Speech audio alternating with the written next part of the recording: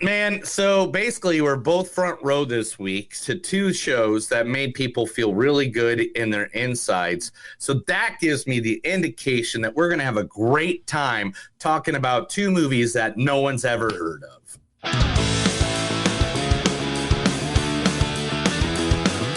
It's a show by Chris and Neil with all great movies. They are the real deal. We watch them all, so you don't have to. It's movies that don't suck and some that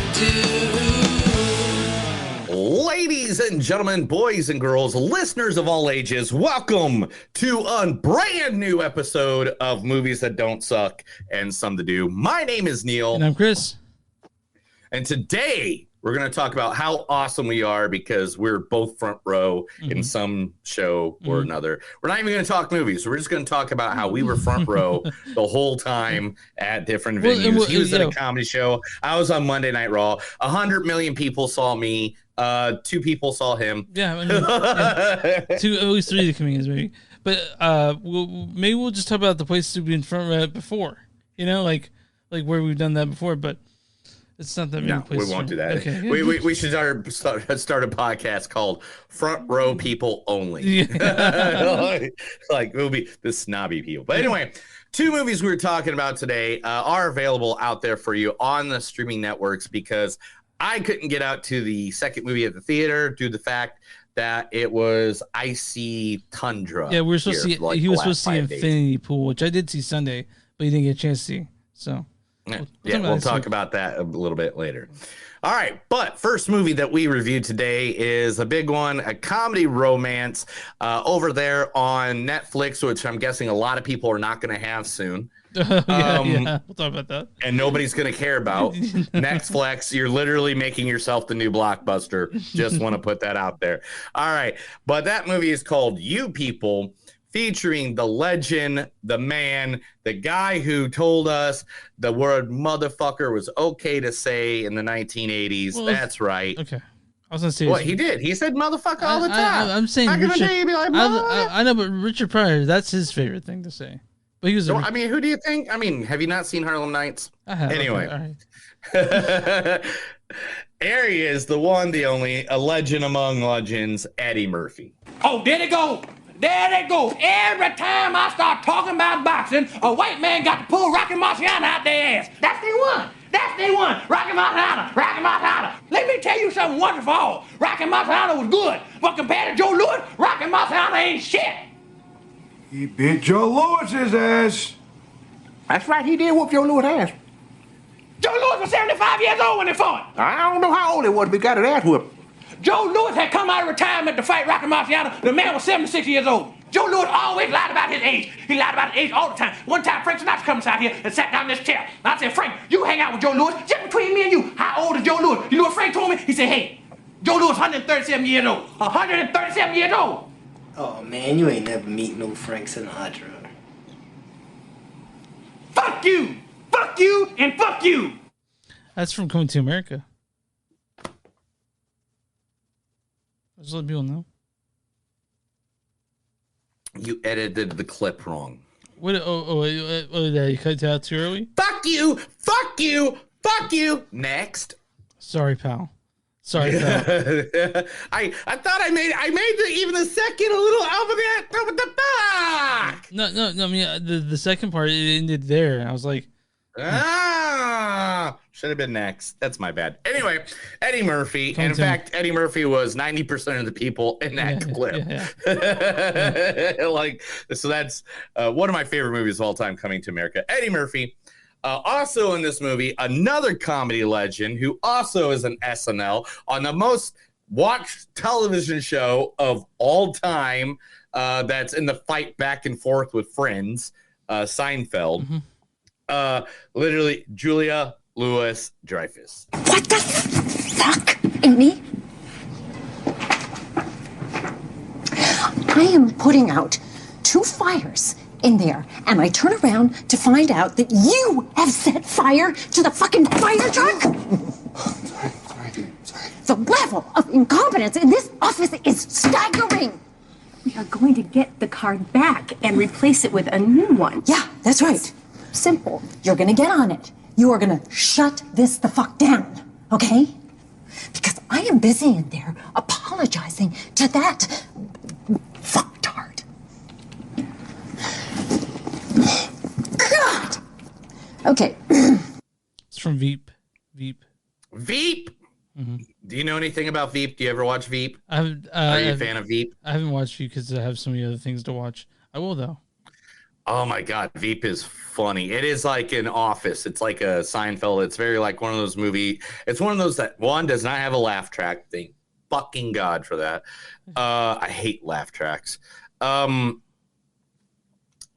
on top of that, it is like just one of them that is just amazingly fun. Mm-hmm. Like you never know. Like it's the humor of The Office. So it's like the ways of West Wing mixed with The Office. Is that what it is? Correct. Okay. There you go. Okay. There you go. Also in this movie, the one, the only, man, I threw back to get this clip because I didn't know what clip to grab. So I was like, why don't we just grab the clip from the place we all first met him or all first recognized him? Yeah. The one, the only, Jonah Hill. She starts crying. She flips out. And she rats me out to the principal. He finds his Ghostbusters lunchbox dick treasure chest, and he fucking flips out.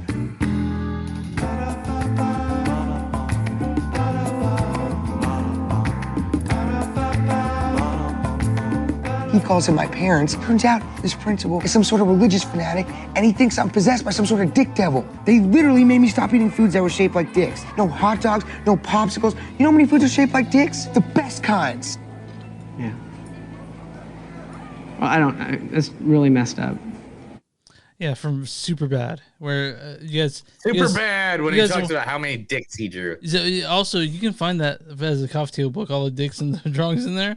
You can buy that as a coffee table book, which I've not bought, but I thought about it. Really? Yeah. You're like, where, do you have it at your house? No, I wish I'd bought it, but I have not. Oh. And then last but not least, also in the main part of this cast, Lauren London, everybody. The only thing different about me is my address. You sure? I didn't want you or anybody else judging me like you're judging me now. Man, you lied to me. What you expect?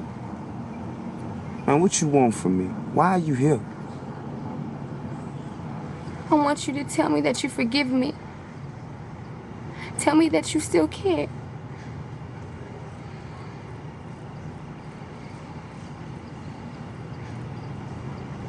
I don't. That's from what is that from? That is from ATL, which is Atlanta. It is a movie from 2006. It's kind of like T.I. was the other person talking in it. Mm-hmm. It's basically like a hood version of Kids, I guess would be kind of the best way to describe it to you. Also in this movie, Sam J, Nia Long, who was just in a movie we watched a couple weeks ago, the ever great David Duchovny, Rhea Perlman, like so many people are in this movie. It is You People. That is the number one movie we'll review this week. Mm-hmm. Now, the second movie, nominated for Best Picture, by the way, this one we were talking about. Yeah, the second movie has been nominated for Best Picture. We best have director, been trying to... Best director, I think best screenplay too? Yeah. Okay. Which, I'll talk about that later. Anyway, so Triangle of Sadness. Now, in this movie, it was hard for me to get clips. Yeah. And the reason why is first, Charlie Bean, she passed away. Yeah. And literally all I could find was... memorials to her, and I couldn't find actual clips. So I know that she was in Black Lightning. She played Siphon. That was a show I like watching. I know she was in other things. I couldn't find any clips for her. So the clips I could find of actors I could grab was really scarce. I'm not lying. Chris, I literally spent 3 hours trying to get clips for this movie. I am not joking. I watched the entire wrestling. Like I was already done with the You People clips, right? Because I sent those to you at the beginning of the email. Yeah. And after I got one of these actors, the rest of them I dug. I watched a full 2-hour wrestling show and the first half of Knives Out, trying to like be on my computer, still finding clips for these sons of Gens. So let's go for the first person I did actually get a clip for, the one, the only, a man I have loved since he was just a farm boy from Indiana, Mr. Woody Harrelson. Wow, this is a lot to take in, Nadine. I wish I knew what to say. Well, I was actually just drafting my own suicide note just now. Dear everybody, as some of you know, I have 32 fleeting minutes of happiness per school day during lunch, which has been eaten up again and again by the same especially badly dressed student. And I finally thought, you know what? I would rather have the dark, empty nothingness. I really would. It sounds relaxing. Have a nice life without me, fuckers. You are so gonna get fired when I actually do it. Well, not for sure, but I can dream. Yeah, that's from the age of 17. He's one of the best. Dude, how many great movies has Woody been in, too? Oh, so many. Like, so many. Everything from 3 Billboards outside of whatever, Missouri. Ebbing, Missouri. Yeah, to like Natural Born Killers. I mean, like the list goes on. I mean, Double Tap or Zombieland or gosh, you can just go on and on and on. Now, if I remember correctly, the other actor I was able to grab a sound bit for was Harris Dixon. Am I correct? Thought I might find you here. I told you to leave me alone. No, I know, but I just, listen, I wanted to say I'm sorry, really. I feel bad about how things turned out. How things turned out? What? You mean how it turned out you were engaged the whole time we were together? How it turned out that you lie to everybody? Hey, I have to do things I don't want to do, you know that. No, I have to get married to someone like Pearl, but no, I have to. But you're the one I really want. You know, any other man would have tried to change you, to fix you. I never did. No, please, wait, I need you. I really need you. So when I saw the clip for that, I'm like, I'm never gonna see that. Like, I'm never gonna see that movie. Whatever. Do you know what movie it is? No, is it? You don't know what movie that is? No. Seriously? I've never seen it. Someways. Oh my gosh, I'll tell you later. All right, and also, in this movie is. Yes, please. I'm not gonna put that. Okay, Zlatko Burek. I have one joke. Do you know how to tell a communist? It's someone who reads Marx and Lenin. And do you know how to tell an anti-communist? It's someone who understands Marx and Lenin. It's Ronald Reagan, funny guy. Never argue with an idiot. They'll only bring you down to their level and beat you with experience. Mark Twain. Oh, okay. Ronald Reagan, he said also, socialism works only in heaven where they don't need it and in hell where they already have it. Yeah, that's from actually one of the best parts of Triangle of Sadness. Yeah. Good point, Neil. Yeah, and it's the only clip I could find of the man because everything else he does is not in English. Yeah, there's a bunch of Danish. I believe this is where I believe that clip is from Where the Crawdads Live. Oh, where the Crawdads Sing? That's what it's called. Yeah, Where the Crawdads Sing. Yeah, I can't find exactly, but everyone's fucking. Here we go. I've had people talk to me. Like, Chris, have you seen that? I'm like, no. Not seeing what the Crawdads Sing. And you're like, of course I'm not going to see that. Chris, tell everybody where they can find us. You can find us online at moviesonsuck.net. We're on WTMnet.com. You guys can find our podcast on that network, which is great. You subscribe to their feed. You get tons of other cool podcasts. You can find us at Facebook at facebook.com/moviesonsuck podcast. We're on Twitter at MTS Podcast. On Instagram at MTS Podcast. We're on Bonfire. Bonfire.com. Search Movies Unsuck and something to do. You'll find shirts with our logo on it and other stuff that Neil's made. Go to Patreon.com/movies don't suck. If you guys want to throw us a few shekels, and if you want to send us an email movies don't suck podcast@gmail.com or info@moviesdon'tsuck.net. And where do you find podcasts? You find Movies Don't Suck and send it to you. Neil, who are we talking about today? Businesses, we like them. We want to help you out. We want to help promote you. We love doing that. Give us your information. This time, this information, Chris, this isn't stuff I went and looked up. No. This is what happens when you're hanging out in a bar till about 12:30, 1 o'clock, sober, because you think pro wrestlers are going to show up.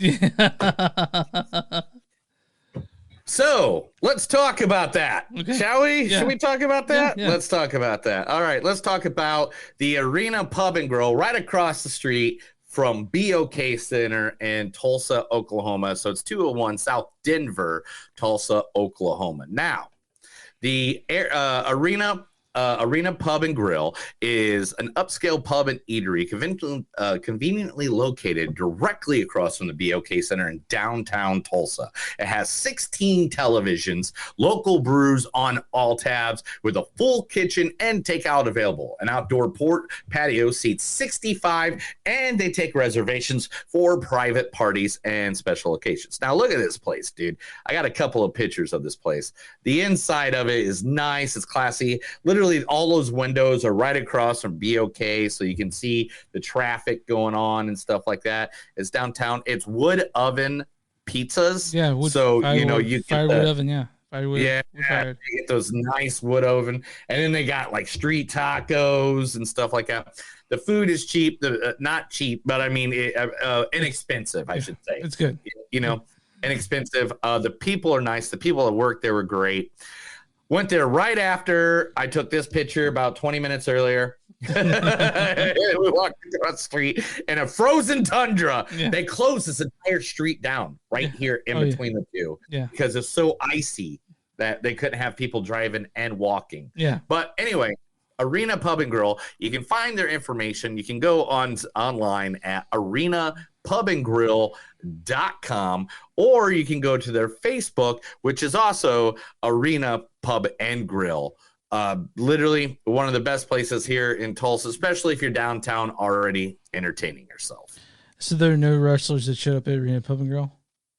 No, a guy that works there says they usually do. They usually come in there and they have like a back area where they kind of sneak them away to. Well, guess who had the table next to where the table would have been? And the wrestlers would have showed up. We were sitting right next to them. Yeah. So, and it was us and a couple of dudes. I'm not going to say exactly who the other guys were just in case they don't want their name said or anything like that. But it was some local business owners from here in Tulsa, really nice people.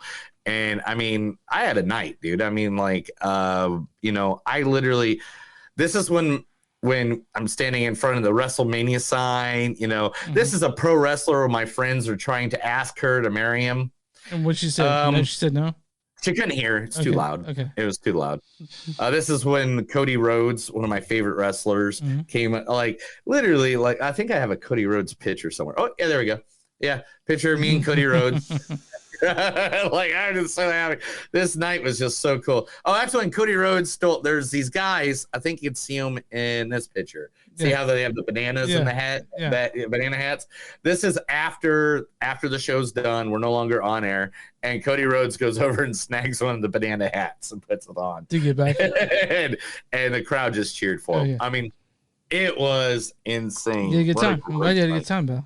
It's literally like, besides WrestleMania, I think one of my favorite live events I've ever gone to. That's awesome. And I mean that, period. Like, I don't mean that just wrestling wise. I mean that music wise. I mean that, like, it was just a great time. I'm glad to hear that. We went to something improv, saw Chad Danielson. Very funny. I had a good time that night. Yeah, man. I don't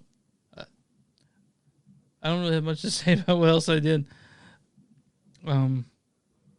Yeah, I don't have much going on.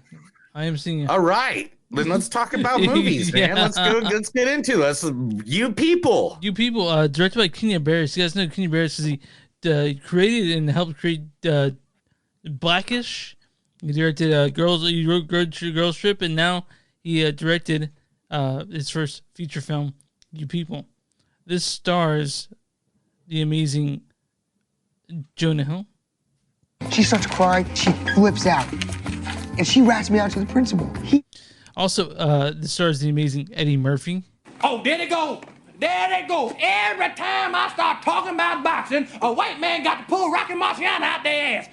Also, Julia Louis-Dreyfus as Shelley. What the fuck? And Lauren London as Amira. The only thing different about me is my address. So, Neil, let's read the storyline for this one. Oh, you said Heather Hairpin. Let's see here. The storyline for this one. Jonah Hill's awesome. That's what the storyline is.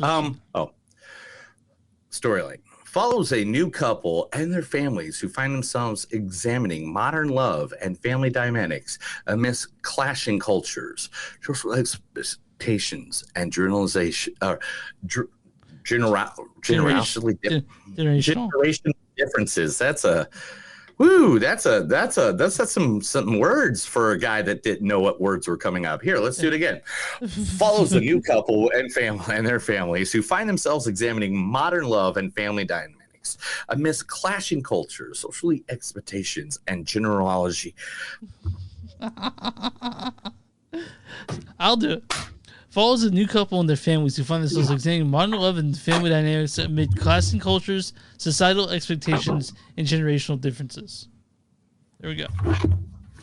What he said. So this movie is nearly 2 hours long, and they play the same joke over and over for almost that whole runtime. What? Okay. I want to start with the good. I'll start with the good then. How about that? Jonah Hill is very funny. They do the same joke over and over again for 2 fucking hours? What the fuck are you talking about? Why don't you calm down, dude? Why don't you calm down a bit? I'm going to calm down. You don't talk bad about Eddie Murphy in my fucking presence, bro. I can definitely talk bad about anyone I want to. Eddie Murphy's a god. Let me talk about the good parts of this movie. It's very funny. It's a very funny movie. Okay. Jonah Hill plays Jonah Hill, basically, and he's hilarious. Eddie Murphy plays an angry dad. He's also very funny. Julia Dreyfus is very funny. The thing that this movie made me do is it made my skin crawl because there's just so uncomfortable things happen that I'm like cringing. You know, like that's the comedy of it, right? Like you're sort of like, ooh, she said that, or ooh, he's doing this. Yeah, that's what I loved about this movie. So I was cringing a lot, and that's not a bad thing. That's part of the movie. It's just every time Julia Louis-Dreyfus spoke, I'm like around the presence of Amira or Eddie Murphy. I was like, oh, she's say something fucking awful. Like Jonah Hill was funny, Lauren London was funny, Eddie Murphy, Julia Dreyfus, Sam J was also very funny in this. And I like this movie, man. I didn't hate it. I'll say that. But I laughed intermittently, and it deals with for people who it deals with basically interracial sort of cultures. You know, like you know Jonah's parents meeting his black girlfriend. You know, that sort of thing. I thought it was funny. I thought it was a little too long, but I would be fucking lying if at the end I didn't get a little tear in my eye because I'm a big softie. But you know, what were your thoughts on this movie? I laughed my fucking ass off. Mm-hmm. I thought this movie was hilarious, and I actually had to watch it in 2 parts because of things going on. But literally, it was funny. I like the. Okay, what's the best way to say this? Jonah Hill was the Gene Wilder to Eddie Murphy's Richard Pryor. I wouldn't go that far due to the fact they didn't spend that much time together. I mean, they did in the movie, but not the way Gene Wilder and Oh, okay. So then we'll just act like it's the first 2 Richard Pryor and Gene Wilder movies, not the last ones where they spend the whole movie together. Okay, cool. Now I get it. Now I see where you're going with this. Fine. But anyway, the 2 of them played off each other like it was second freaking nature. Man, they just made me laugh when the 2 of them were together. It was great.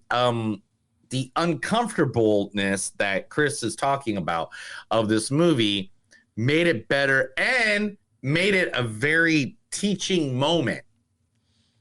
I when it comes to that, I sort of think that they were, they're pushing for social commentary, but it's 2022, man. This is not something new to us. It's like Chris, hold on. Chris, okay, hold on. Cool. You continue with that's not new to people. No, but go ahead. Listen, it's like an updated Who's Coming to Dinner. That's what it was to me. Like when it came to that sort of thing. You ever seen Who's Coming to Dinner with Sidney Poitier from the 60s? Yeah. Okay, so it's like that updated that one. It's like that 2022. Yeah. So I don't have a problem with social commentary, but to say that it was teaching something new to people, I don't know, man. I mean, of course, yeah, I'm glad. Chris. I'm glad I was there. And you know why I'm saying it taught something new to people? Why is that? You know why? Why? I don't know if you know this, but literally, just like 2 years ago, there's a guy in office that literally made racism cool again. Yeah, I know about that. But all right, and this is a movie that all those people who have been racist, that let that Confederate flag fly, that Proud Boy flag they don't fly, like this. They don't like this MAGA movie. flag fly. They don't like this movie.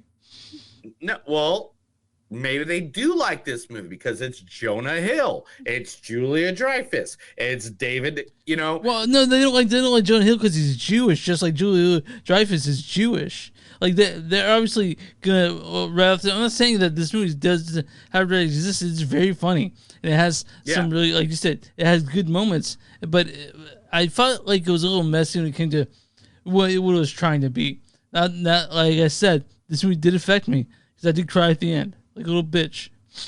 Well, what I'd like to say is that the WWE flag over his shoulder, like he's about to fight me right now. What I like to say is that I think this did it better than most other movies have done it in the past. It's much better than that one with Ashton Kutcher. What was that one? Kutcher? Yeah, you know what I'm talking about? Who came to dinner? No, it's like basically that was like. I don't remember. No, it's Who Came to Dinner or something like that. That's Guess Who. Guess Who. There we go. Perfect. With Bernie Mac and him. Yeah. This is way better than that. This is way better than that. And what's she been? Sorry, I had to mute the mic for a second so I didn't sneeze in your ears. But literally, I liked it. I want to see more Eddie Murphy and Jonah Hill together. I want to see more. I want to see them in a buddy cop movie. I want to see 23 Beverly Hills Cop Jump Street.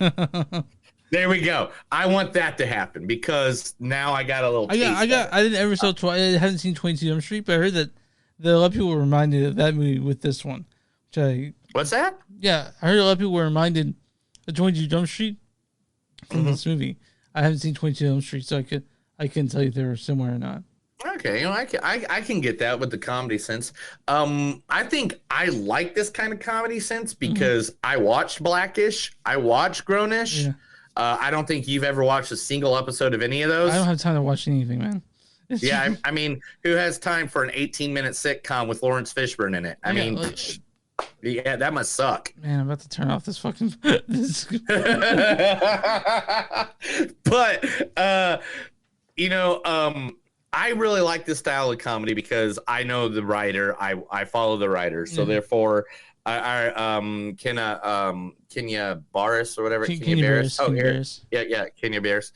So I like this kind of style. I love the message it has, and I like at the end that I like throughout the movie. It does, and I'm going to totally agree with you. It does have that image problem where it doesn't know what the hell it is. Yeah, it doesn't. Like for a little bit there, I feel like it just kind of loses itself. But then at the end, I feel like, hey, we figured out what this movie is. It's almost 2 hours, and I think that's a little over long for this one.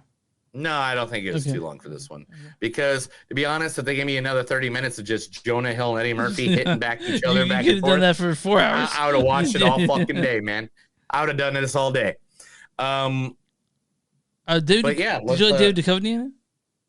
Oh, David Duchovny was awesome. Especially that's why one of the facts I have is on him, due to the fact that he and there's more to this. There's a whole paragraph. I had to shorten it to this fact. But in it, he's obsessed with Exhibit, and which is hilarious because him and Exhibit have worked together before. They worked together on the X-Files movie, I Want to Believe, and he did not make mention of that to anybody that was a writer because he was afraid he'd get kicked out of the that it would get changed. Yeah. Like it wouldn't be an Exhibit anymore. It'd be like Snoop Dogg or something like that. And so he did not mention it to anybody to basically so he could keep on doing the Exhibit jokes because he loved the Exhibit jokes. Yeah, but yeah, it was fine. I liked it. I heard people talking shit on it, and when I don't know what was all the shit talking on it. Like it was fine. It was funny. It was there, and it's on Netflix, and you guys can easily watch it.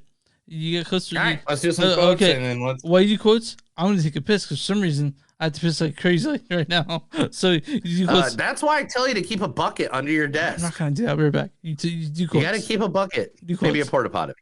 Maybe. Okay. All right. Here's a few quotes from the movie You People. Man, one day I just noticed that the president of the United States was smoking Newports. And I was like, I smoke Newports too. Hey, how you be, my favorite Jew with nothing to do? When someone says, I got it, they never, ever got it. Man, you look like a Jewish Hulk Hogan. Hearing the word pussy come out of your mouth makes me question if I like it. I feel like I'm more like Views Drake. There he is. Big as swinging dick in the West. I mean, this is a complete 23andMe situation right here. I'm beginning to hate the world more and more every day. I don't think anyone should be put in a box ever. Right dudes really do be living by their own code. Do you hang out in the hood all the time, or only come here to eat our food and get our women? Jesus had mixed race babies. How old is your granddaughter? I don't know. She got engaged like when she was 3 or 4. I got the juice, bitch. Period. Honey, go get my purse. I have my my slave receipts in there. I haven't got my period in 35 years. Should I go see a doctor or something? I'm going to eat ecstasy and suck on a stripper's toe. You got so high, you passed out on the strip, and your face was covered in coke. You gonna leave this credit card here? Because if you do, I'm gonna swipe them. The vaccine makes you gay. You dragged him like a fat girl's left foot. He did so much cocaine, he shat himself. And you're a little heavy on the tongue. Yeah, well, most white people do. All right, man. My score on this, man, it's not bad. It's 3.7. Didn't hate it. It's better than what people thought it'd be, but to me, I thought we got a lot. 3.9. I'll give you a 3.9, and this is why I'm going to give it 3.9, and this is why only.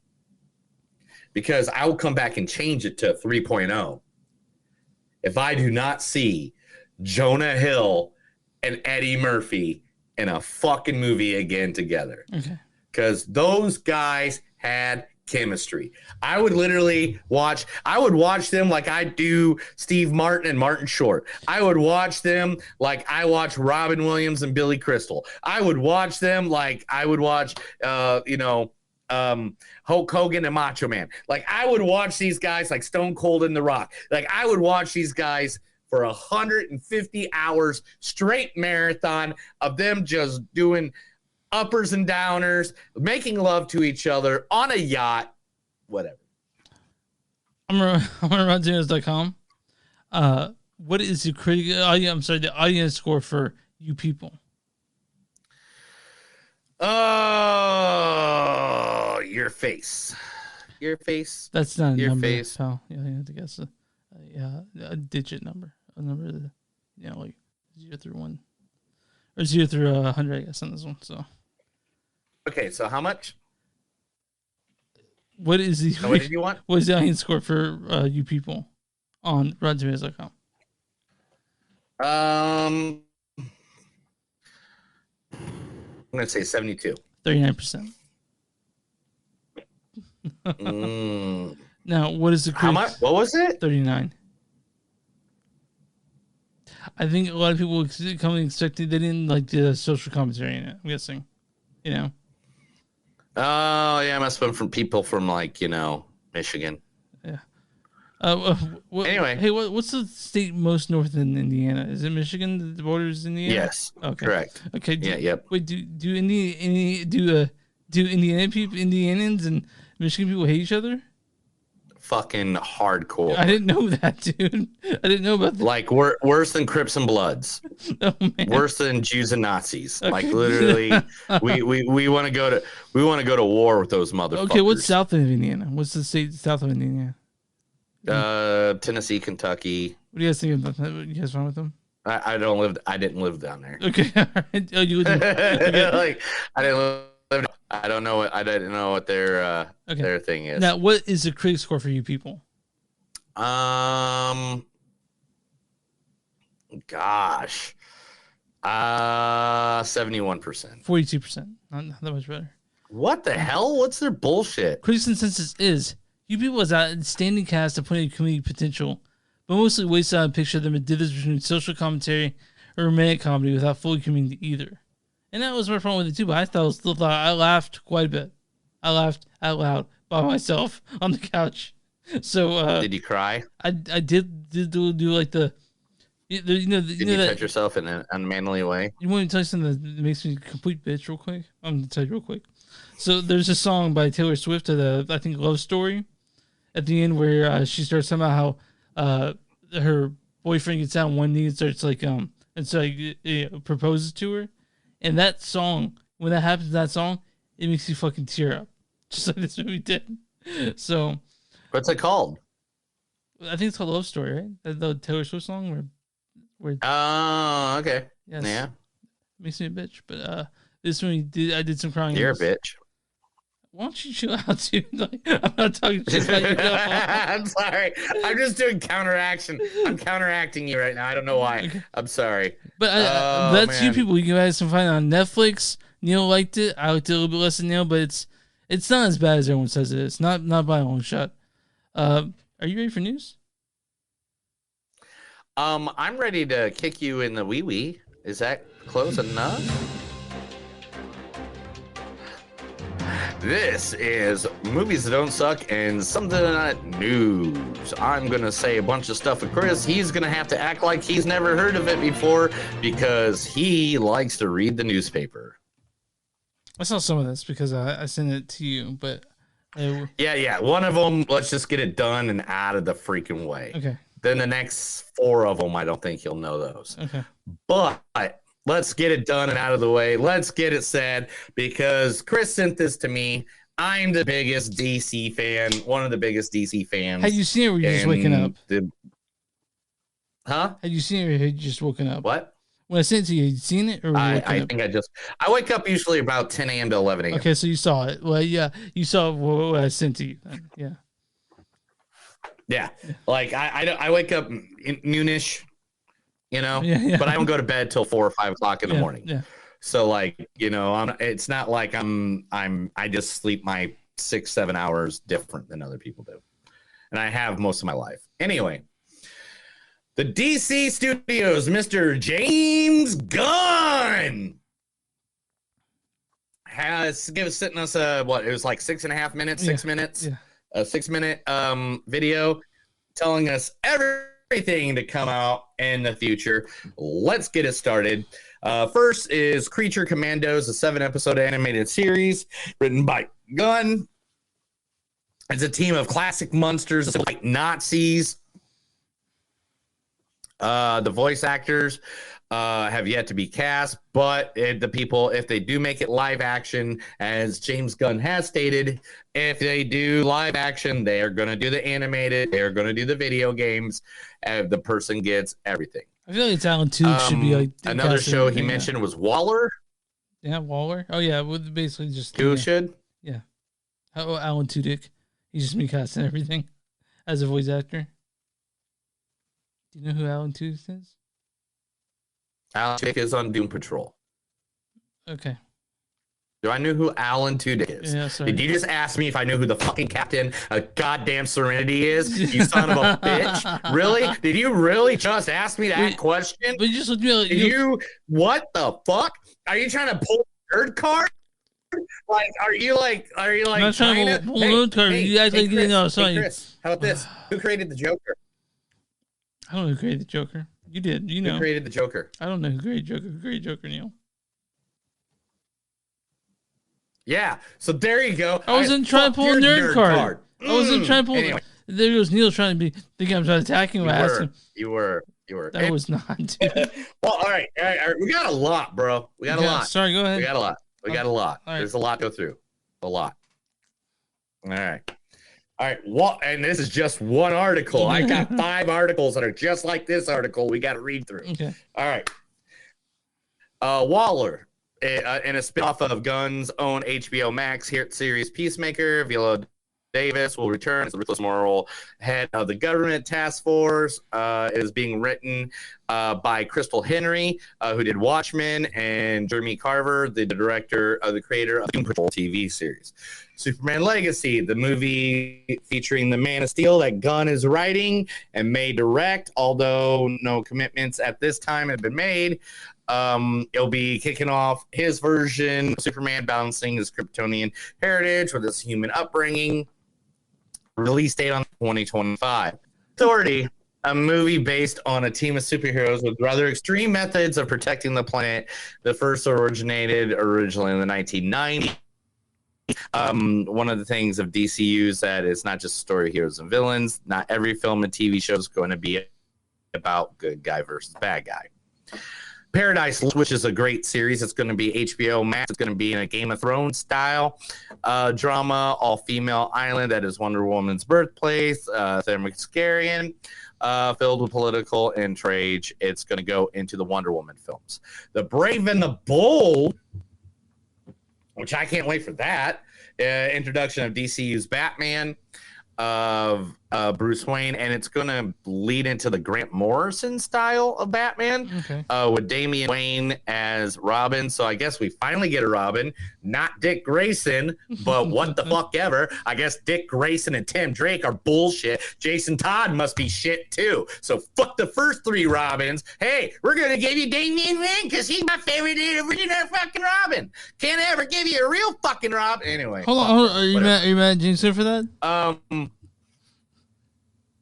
I mean, he's giving you toxic. Yes! He's giving you Swamp Thing, dude. Like, come on! Right. There's 3 other fucking Robins! What happened to them? Well, you picked his favorite, I guess. The only way that's good is if they bring Ben Affleck back as Batman. That means he's old enough that he has survived the Dick Grayson, Tim Drake, Jason Todd scenario. And Red Hood better be in it. And I want backflashes that the Joker busting his head in with a crowbar. Anyway. Batman sequel, we all know that. Matt Reeves. Booster Gold, which I'm happy about that one, because that could be played on so many ways. Supergirl World Woman of Tomorrow is one of the other ones as well. And he said he's already happy about the other movies that they're going to help lead into this new series of DCU. Chris, what do you think about it? Well, The Flash is still coming out, right? They're still doing The Flash. Aquaman, The Lost Kingdom is still coming out, right? Aquaman. And that I'm pretty sure that's what right. That's what Jason Momoa was fucking like celebrating walking out of the DC headquarters. Like, yes, probably because he's super excited. They're scrapping that movie, you know. But it looks like they're gonna go a different way because the Black Adam didn't perform that well at the box office, so they're probably gonna be a while before they revisit Black Adam. Hey, dude, whatever. All right, cool. Let's get into it because, again, like I said, I got 5 more articles just as long. All right, you ready? Yeah. Lionsgate has given us their 2023 film schedule. Ooh, okay. So what's part of that schedule? I did not read this. February 24th is Jesus Revolution, based on the true story. The film tells of the 1970s movement leading into a new spiritual movement. A mother and her young son moved to Southern California just as a young hippie street preacher and old school pastor opened up their movement to young Kelsey people. Grammer, right? Kelsey Grammer's in that, right? Right? Correct. I went into definition of that one because these other ones I'm pretty sure you're not going to need much of a description on. Right. John Wick 4. I'm guessing you don't know. You don't know what that is. Cannot wait. Are You There, God? It's Me, Margaret. Okay, that's the Judy Blume. That's a Judy Blume novel. If you guys don't read books, it's about 11-year-old that feels that she's family is mixture of different religions, but she doesn't know what to go with. About My Father is when a man tells an Italian immigrant grandfather, played by Robert De Niro, that he's planning on proposing to his girlfriend. He invites them on a weekend trip to meet her family. The grandfather clashes with the girlfriend's wealthy family. Sounds right. Somewhere in Queens, June 10th, Ray Ramona directs and stars as Leo in this drama, and Aunt Jackie from Roseanne is in it. Okay. You know, the one in that Blackbird song movie, the Lady Blackbird movie that we first did. Lady Bird. Yeah, whatever. The Blackening, which is June 16th. This is a horror comedy film, turns horror troops on their head when 7 black friends go into a cabin in the woods for a fun weekend. Nice. What more do you need to say than that after you say that? White Bird, a wonder story, which is set within the same world as the film Wonder. This is a collection of stories that come from the anthology from the same author. Also, September 22nd, we get Expendables 4. Is that coming to theaters? That's coming to theaters. Is that coming to the straight to DVD? That's theater. Okay. That's theater, man. Because that's the Expendables. I mean, you know how much money they got to pay for those sons of bitches? October 27th, Saw 10. Yeah, I mean, Tobin Bell's in that one, right? He's happy. Yeah, Tobin Bell's come back. Yeah. Okay, I thought he's dead. And just 10 days later, in November, we get The Hunger Games, the Ballad of Songbirds and Snakes. Yeah, I wonder how that's going to be. I mean, to be announced. They have not announced the date yet, but also this year, we're getting Eli Roth's version of Borderlands. All about it. Mm-hmm. And that's what they got so far. So, Chris, guess what else I got? What else you got? Sony Pictures has completely released their 2023 film schedule. Okay, I'm ready to hear it. Let's do it. 65, the Adam Drive mover, which we've all seen with the dinosaurs or whatever. The Pope's Exorcist, April 7th, with Russell Crowe, stars in the movie based on the life of real-life priest Father Gabriel Amorth. An untitled George Foreman biopic on April 28th. Love Again, a rom-com in May 28th. That is her grief following the death of fiance by sending text to his old cell phone. This causes her to start connecting with the man that has been assigned the old number. May 26th. This is one of the movies we're definitely seeing. Are you ready for this? Can I guess what it is? Yeah. Is it a Spider-Verse movie? No. Oh, okay, go ahead. The Machine. Oh yeah. Bert Kreischer, the stand-up comedian. That's the story about the Russia. That's on May 26th. 5 days later, though, on June 2nd. Mm-hmm.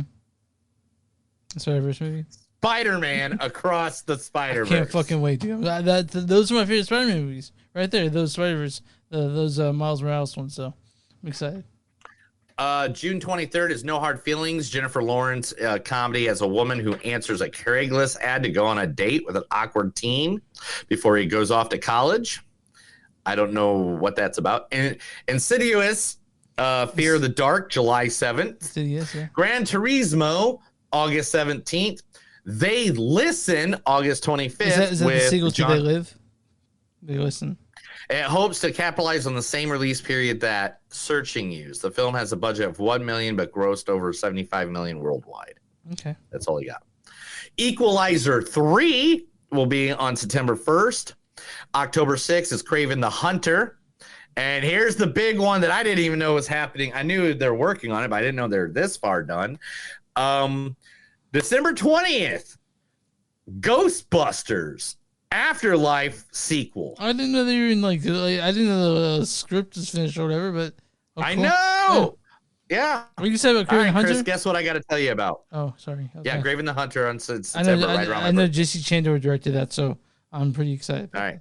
Hey, Chris, guess what I got? You got another release schedule. I got an entire film schedule for Disney 2023. Okay, let's hear it. All right. Ant-Man and the Wasp on February 17th. Chevalier, April 7th. Guardians of the Galaxy Volume 3, May 5th. The Little Mermaid live action, May 26th. The Boogeyman, which is Stephen King short story, June 2nd. Element, June 16th, which is a Pixar movie based on all the elements. Indiana Jones and the Dial of Destiny for June 30th. Yeah, I know that's a big one for me. The Marvels, July 28th, about Captain Marvel, Miss Marvel, and all the rest of them. Haunted Mansion on August 11th. Haunting in Venice, September 15th. Next Goal Wins, September 22nd, which is Taki Waititi directs the true story of the American Samoa soccer team. True Love, October 6th. The plot has not been revealed, so they don't have nothing on that. Peter Pan and Wendy, which is to be announced. Hey, Chris, guess what I got? Another schedule for another studio. What do you got? And this is the last one, Okay. guys, I guarantee. Paramount 2023 film schedule. February 3rd. The movie I guess we're watching this week at the theater, I guess, right? Okay. Oh yeah, Jim Knock at the Cabin. No. We're watching that in theaters. It come out on Friday. What about 80 for Brady? Don't tell me you're watching that. 80 for Brady, dude. We gotta watch that because he just retired today. Well, man, if you want me to watch it, I'll fit in. But I'm seeing Knock at the Cabin. Sorry, I had tickets I'm just already. kidding. Of course, I'm just saying not good. Okay.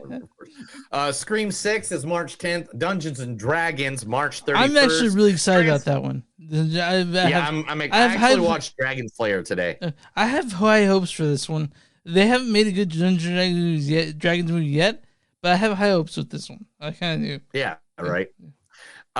Transformers Rise of the Beast is June 10th. Mission Impossible Dead Reckoning Part 1 is July 14th. Hell yeah. Teenage Mutant Ninja Turtles Mutant Mayhem, an animated feature, August 4th. This is the one written by Seth Rogen. I'm actually Paw Patrol. Go ahead. Go ahead. I was gonna say that I haven't seen the other ones, but Seth Rogen wrote this, so I'm kind of want to see it. You know? Yeah. Right. Mm-hmm. Paw Patrol, the Mighty Movie, which has a long list of celebrities in it. That's October 13th. And Killers of the Flower Moon. The Martin Scorsese directs a tale set in the 1920s and has DiCaprio, De Niro, Lily Gladstone, Brendan Fraser, Jesse Plemons. There's your guy right there. Yeah. John Lithgow. That makes you want to see them. When is that? Huh? When is that coming out? That is to be announced. Okay, that's coming out Apple Plus. I know that. Okay.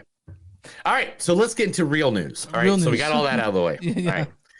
All right. Dave Bautista wants to play Lex Luthor in DCU. He's aiming for it with James Gunn right now. What do you think? Let Dave Bautista Bautista's do anything he fucking wants to. I fucking love that guy. At this point, yeah. Dave, do whatever he wants to do.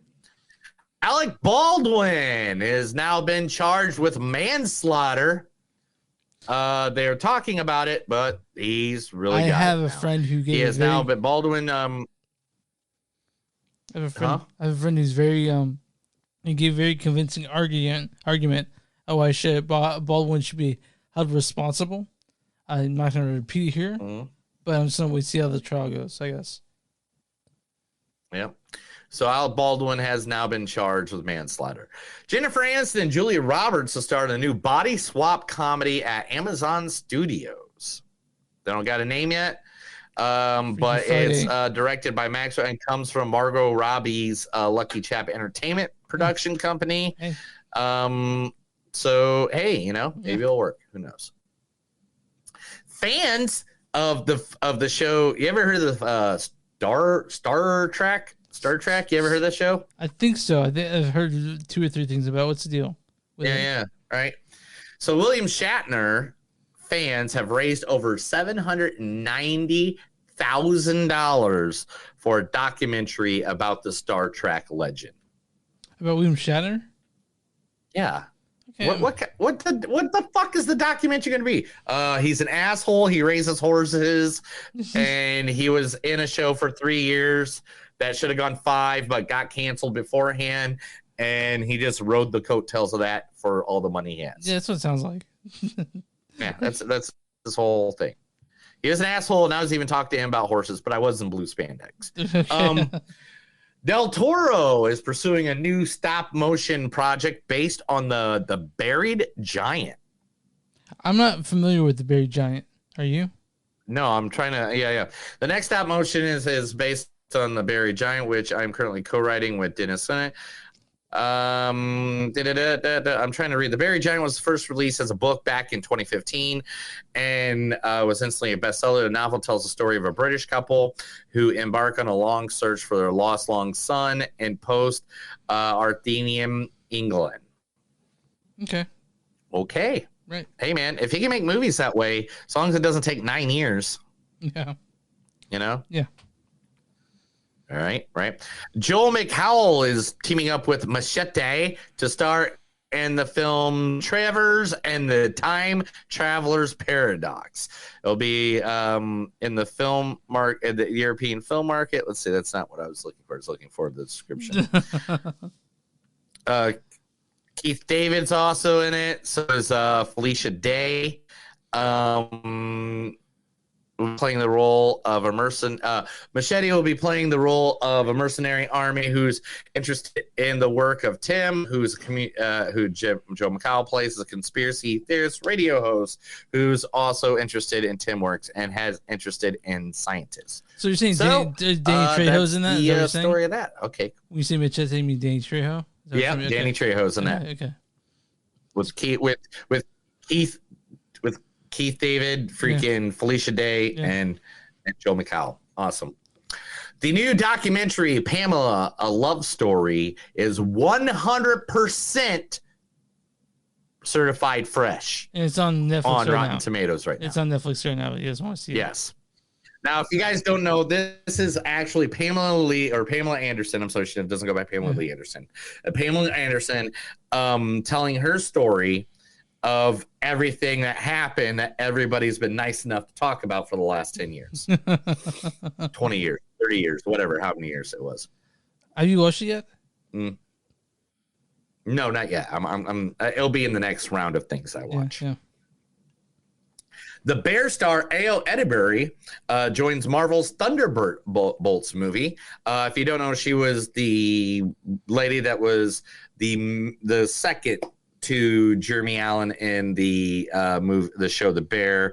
Mm-hmm. She was the one that was the new person amongst the group of people. So she's going to be in the Thunderbolt. That's going to be awesome. Yeah. I can't wait for the Thunderbolts. The Academy Awards conducting a review after surprise Oscar nomination for Andrea Riseborough. For To Leslie, It right? was for the movie To Leslie? Yeah, the Leslie. Yep. And everybody's pissed about it. But I think they said it was okay for her being nominated, though. So it's okay to buy the Oscars now. The controversy arose due to targeted campaigning conducted by its supporters on behalf of it. Yeah. Which most of them were on the Academy. Yeah. I heard, so it's like, I heard the people. Dude, don't they pay like $95 million to advertise this stuff towards those people anyway? I don't know, man. But I had no one had heard of To Leslie until it was nominated. No one watched that movie. And I haven't heard of it. Yeah. But I'm probably gonna watch it next year. To play Michael Jackson in the upcoming biopic, it's going to be his nephew Jafar Jackson is going to star as Michael Jackson in the directed biopic. I wonder how they're gonna And he looks like him. I just wonder if they're gonna do the thing where they gloss over the shit that may have happened. You know what I mean? Like I wonder if they're gonna be honest with it. They can't. If they do, it's not worth even going to see. Yeah. Aladdin 2's in the works, and yes, Will Smith is signed on. Oh, for the Aladdin live action. Okay, all right, fine, do it. I guess. Yep. We're okay with it. And last but not least, in this world, I just thought this was awesome, and I thought, always end on a happy note. Yeah, sure. One of my favorite actors, Jason Bateman, is going to be helming the historical detective drama for Warner Brothers called The Pinkertons. And it's going to be done by Warner Brothers and Bad Robot. Okay, I like both those. See you. So I like everything going on there. Yeah. Everything that you said just makes me happy. Is that the last? That's the last one. That's the last one. Wow. We're done, man. We got to get into this last movie. We're done. That was The Movies Don't Suck and Some of Them News. I told Chris a bunch of stuff. He liked it. Now he's going to jerk off to music videos. I don't think I don't think I've ever jerked off to a music video, to be honest. Yeah, you did. You said you jerked off to that one that was about that had the puppets in it. Oh yeah, okay. But we're not talking about that. We're talking about The Triangle of Sadness, directed by Ruben Östlund. He directed things like 2014's Force Majeure, which they remade the movie with Julia Dreyfus and Will Ferrell. It came out earlier this year. Correct. This stars Tobias Torwood as Lewis, Harris Dickinson as Carl. Thought I might find you here. Also, the late Charlie Dean is Yaya, Giannis Mustis is Driver, Vicky Berlin is Paula, Dolly DeLeon is Abigail. We also have Alicia Erickson as Alicia, and Woody Harrelson as the captain. Wow, this is a lot to take in, Nate. Also, Zlato Buric as Dimitri. I have one joke. Do you know how to tell a communist? Also, Sonny Melez is Vera, Carolina Gang is Ludmilla, Iris Urban is Therese, Amanda Walker as Clementine, and Oliver Ford Davies is Winston. A bunch of other people in this one. Why don't you go ahead and read the storyline for A Triangle of Sadness? Triangle of Sadness. All right. What's it say? Okay, there it is. In Ruby Östlund's wickedly funny poem Die Winter, social hierarchy is turned upside down, revealing the thwarted relationship between power and beauty. Celebrity model couple Carl and Yaya are invited on a luxury cruise for the uber rich, helmed by the unhinged boat captain. What first appeared Instagrammable ends catastrophical, leaving the survivors stranded on a desert island and fighting for survival. This movie was fucking hilarious. You think it was funny? Was it supposed to be funny? Yeah, it's a black comedy. Oh, that makes so much more sense. You didn't find I did not think this was funny at all. You're fucking with me, right? Like, are you joking? No, I didn't know this was a comedy. I thought it was a drama. Oh, no, this is a comedy. Oh, yeah. I need to rewatch it then. All right, we'll see you guys next week. Yeah, I knew this is a comedy. Yeah. A dark comedy by any means. But so anyway, this movie is weird. Especially if you don't know it's a comedy at first, and then you get that it's a comedy. Yeah. Later, like me, I didn't know this was a comedy. Okay. You sent me a movie called Triagonal Sadness. I didn't like all things. I did not look it up. I did not look at a trailer. Mm-hmm. I saw Woody Harrelson. And I was like, cool, I'm in. Yeah. Because anytime that boy from Indiana is in anything, you watch it. Yeah. And he's not from Indiana, but he was in Cheers. And so therefore, all of my life, he'll be the guy from Indiana. But while watching this, it was hilarious. It's a good reflection on society. The rich, really. They're talking shit on the rich the whole time. It's like yeah. Well, I mean, and the poor. Yeah. Because to be honest, when something happens, I'm not going to give away that much, but when something happens and it flips. I mean, they act like shitty assholes just as much as anybody else. So this is literally, there's scenes in this movie. Like I said, one, hats off to is it Charlie By Dean? Yeah, Charlie B. Dean. Yeah. Rest in peace. I'm sorry that she passed away and this is her last feature. But she did a great job in this movie. Yeah. She was amazing. The guy that played opposite of her, Harrison Dickinson, he did great. A person I really wish I could have found a clip for. Yeah. Because I really loved her. Was Dolly D. Lennon. Yeah, as Abigail, man, she was Dolly so D. good. Leon. I gotta love her man. character. Yeah, her character was so good. Dolly D. Leon's great. Woody Harrelson was pretty good in this one. And I think also my favorite character in this was the guy Dimitri, played by Zatko Buric. I love that character. All these people in here played their parts so fucking well. It was so fucking funny. This movie, it's a long one though. It's like it's about 2.5 hours long. So yeah, and it was like 2.5 hours long. They could have cut out a little bit. Yeah, they could have a little bit because it did drag in a few spots, but it was kind of necessary because the story it tells is a reflection on society. Yeah. And how we treat people. And the three, basically, it happens in 3 parts, and to say this is, like, if you look at this as, I mean, there's social commentary about the rich, right? About basically just white people as well, too. You have to think about that, too. And it's, I laughed a lot during this. I watched it with Leah and another couple, and we thought this was fucking hilarious, right? It's the is that your swinger couple? Yeah. What's up, Joe?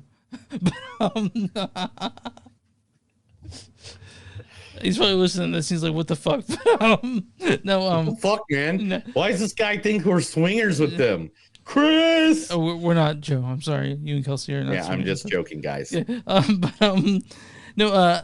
I watched it with the couple friends, and this was we were all curious because we didn't know anything about it. It was one of those things that snuck into the Oscars, and I'm glad I saw it. It's really funny. The endings with some people wanting more, but I thought the ending was great because it's sort of like a choose your own adventure, kind of, not giving anything away. But yeah, man, this was hilarious. It's long. But I thought it was well acted. I thought it was well directed, and it was a little overlong, like I said. But again, I don't have many complaints about this. This is very funny. Yeah, I mean, it's a little long, but let's talk about let's go in depth a little bit on this one. Yeah. So like by any means, hilarious that the male models or the male models, female models, were just like there for 1 second, and then the next second they're like, it's just. There's so many things that were happening in this movie. I'm trying to think of the best way to put it. Okay, one, I totally love the fact of the model people are just like, they're just there. Yeah. Like, did they even tell you why they got invited on the ship? No. And they're both broke. Yeah. Because that's what they're bitching about money before they go on this fucking $1 million cruise or whatever. But they're like, fuck it, we're going to go have a good time. Two, the fact that there's this dining scene that the best way to tell people this. So good. The best way to tell people this is it is the most gross. Like my wife walked in on this scene because I was watching it while she was working, and she's like, and it was like her lunchtime, and I had to pause the movie and stop it. I had to be like, yeah, we'll go back to that. And she's like, well, am I interrupting what you're doing? I was like, don't worry about it. I just don't want you to see this scene because I think it's going to continue, which it did. And I don't want it to ruin what you're eating. So like literally that's one of the main things about that scene. But the other thing about that main scene is that you got to understand, like, the people who are not rich are literally not suffering. They're not vomiting. They're not puking. They're not, but these people, these rich people are eating these like very fancy, like, here's a meal, here's something, here's a piece of a fried octopus, or gelatin mint, but like, and it showed like them eating those oysters and the captain's eating a hamburger and freaking fries and he's fucking happier and shit, and he's not puking his brains out, and it's showing like the complexity of having different groups. Did you love the captain and Dimitri just sort of sitting there talking shit, playing cards? I fucking love that scene. That scene the whole time while everybody's puking and dying and going to this hell, they're just like, oh man, that sucks for him. Oh man, that sucks for him. I fucking like, that love sucks that. for her. That scene's amazing, dude. I fucking love this movie. Well, at least that part of it. Like, the more I think about this movie, the more I like it. And that's something. But I thought it was so funny, this movie. To me, I was amused the whole time. This is definitely up your Wes Anderson alley. Yeah. By far. Yeah, this is definitely, like, if you like Wes Anderson, I think you'll find a lot like what Charles has, not because it takes place on a vote like, fucking the Life Aquatic, something like that.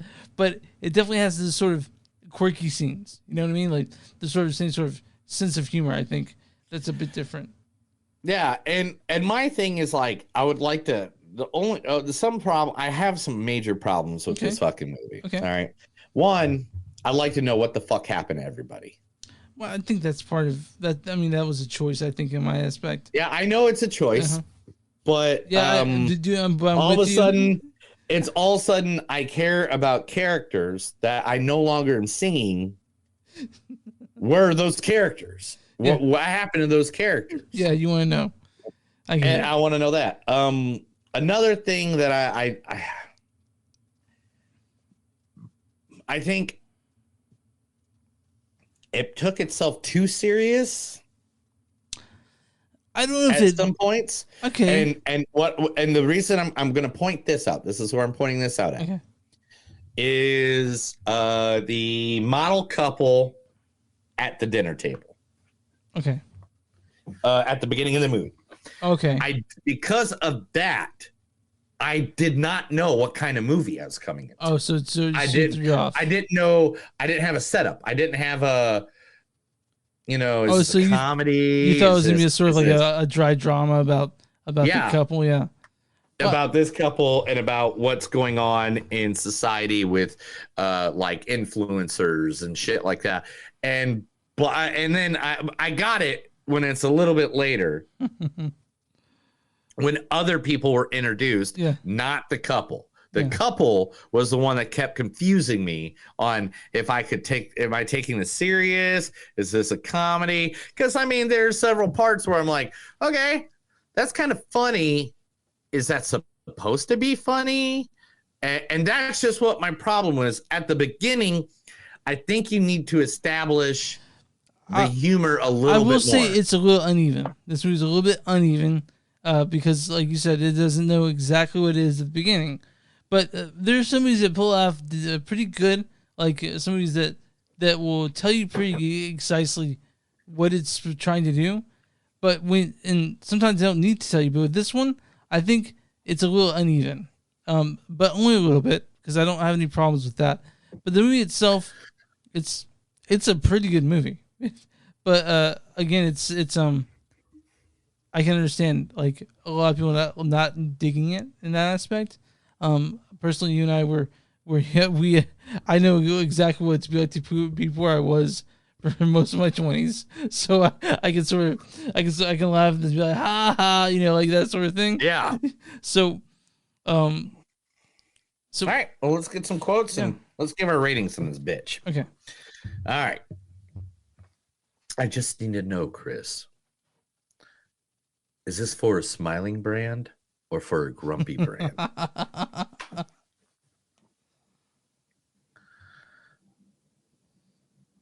Wow, I wrote down a word. I don't even know what I wrote. Oh, I have no idea what this word is. Oh my god! All right, cool. Were you high doing it? No, I don't. I don't get high why I watch the movies. Yeah, I'm glad to hear that because I do the same thing. I mean, get one big point that I'm 100% sober whenever I watch a movie we're doing for the show for the first time. Mm-hmm. And that's why people hate me afterwards.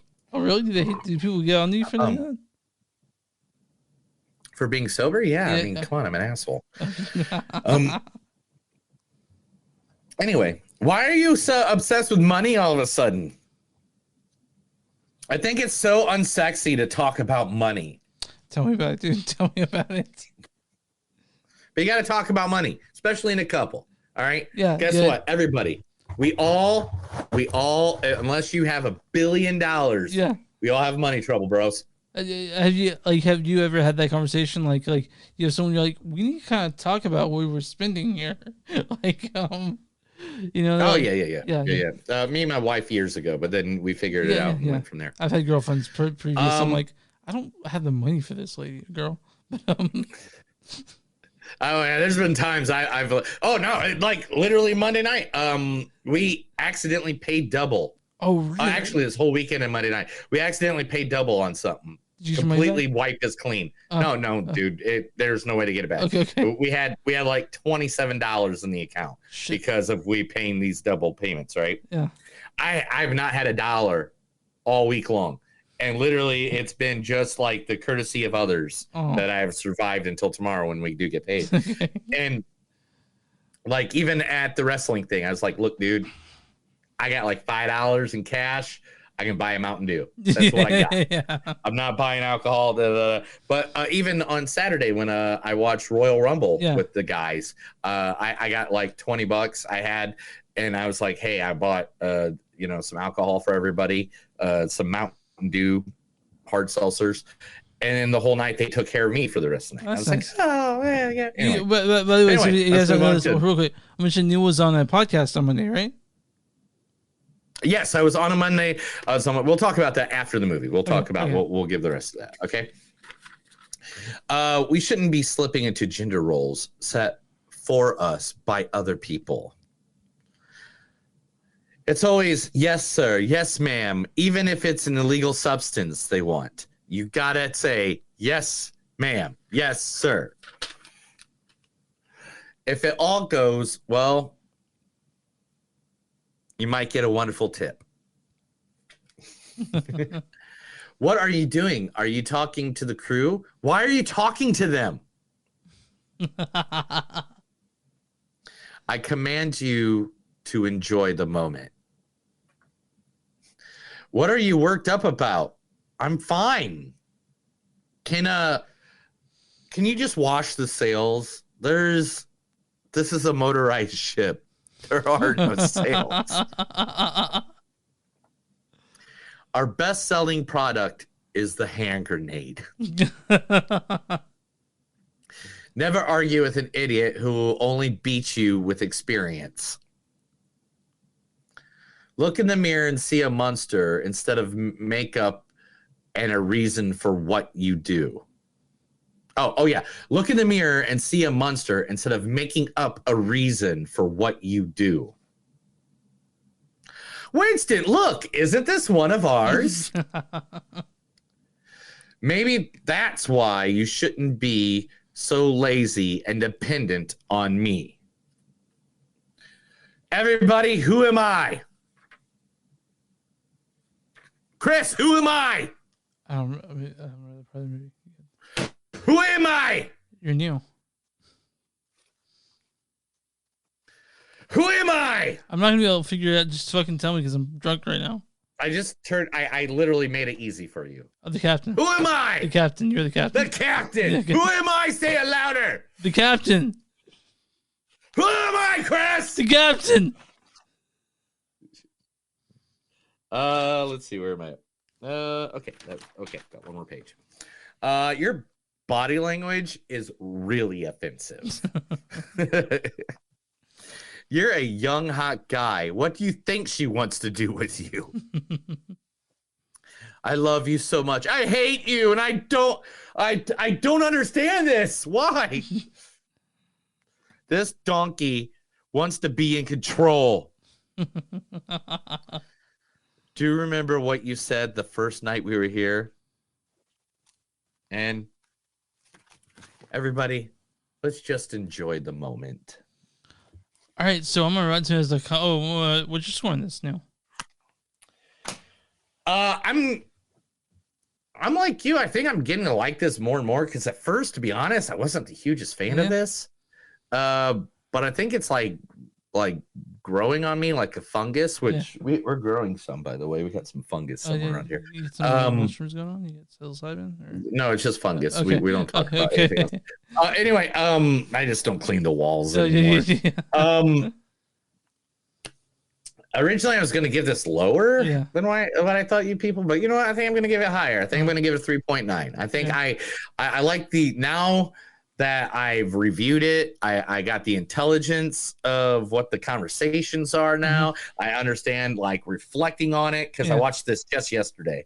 I'm reflecting on what they're talking about. And even just now reading over some of the quotes, I'm like, wait a minute. Now I get what they're talking about in that scenario. And over time, it might even be higher than that.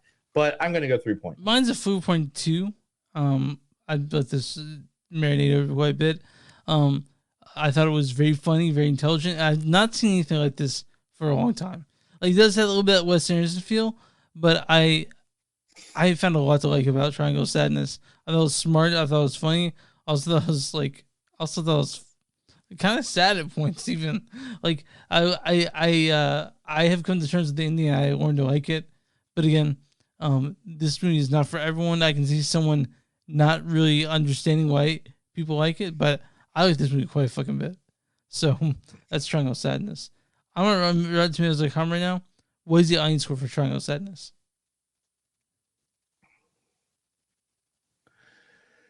Um,